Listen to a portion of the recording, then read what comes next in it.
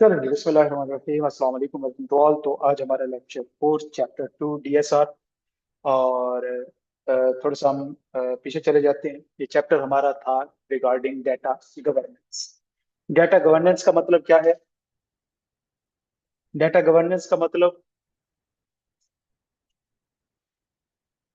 Data secure रख सके। देखिए, कोई भी ऑर्गेनाइजेशन जो डाटा कलेक्ट कर रही होती है वो किसी भी तरह का डाटा हो सकता है। वो पर्सनल हो सकता है, वो public, private, official, non official, confidential, restricted, कई तरह के डाटा होते हैं जो ऑर्गेनाइजेशन कलेक्ट कर रही होती है। तो ये उसकी रिस्पॉन्सिबिलिटी होती है कि उस डाटा को उसने एक्यूरेट, सिक्योर और कंप्लीट मेंटेन करना होता है। तो उसके लिए फिर उससे कुछ ना कुछ मेजर्स लेने पड़ते हैं, जिनको कलेक्टिवली हम क्या कहते हैं? Data governance.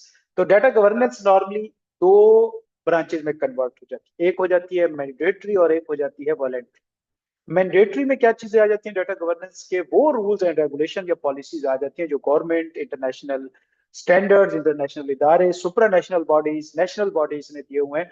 और वो हर ऑर्गेनाइजेशन जो कि डाटा कलेक्ट कर रही होती है उसको लाजमी कंप्लाई करने होते हैं। इसके अलावा कोई ऑप्शन नहीं होता।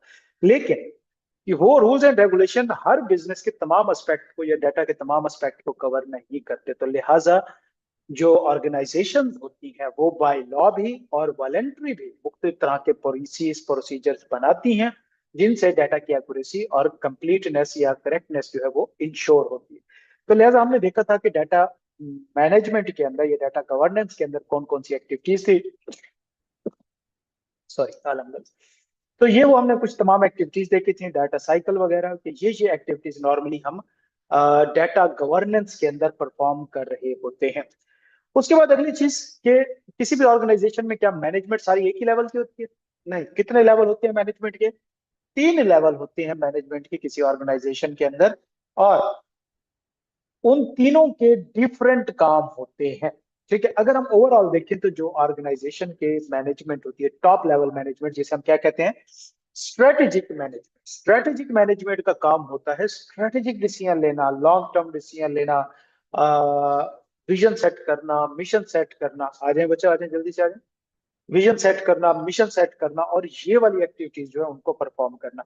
जबकि जो टेक्निकल लेवल मैनेजमेंट होती है, इनका काम क्या होता है कि जो ऊपर वाली एग्जेक्टिव या स्ट्रेटेजिक मैनेजमेंट ने ग्रुप के अंदर है बच्चे, आप आपको लिंक आ गया, वहां से ज्वाइन कर लें, स्क्रीन वहीं पे आप देखें।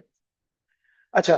तो जो टेक्निकल लेवल मैनेजमेंट होती है, मिडल लाइन की, इनका काम क्या होता है कि जो स्ट्रेटेजिक मैनेजमेंट ने डिसीजंस लिए हैं उन डिसीजंस को अचीव करने के लिए प्लान्स बना। ठीक हो गया।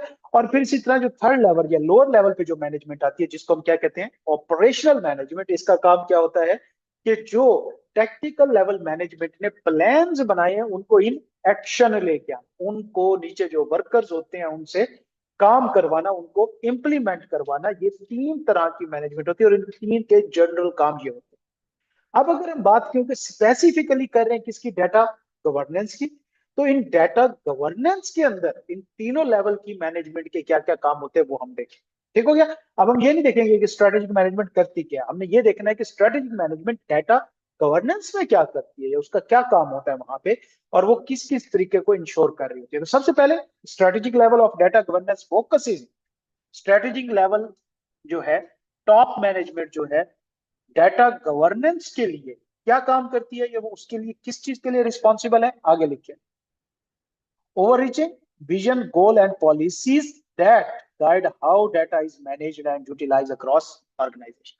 तो स्ट्रेटेजिक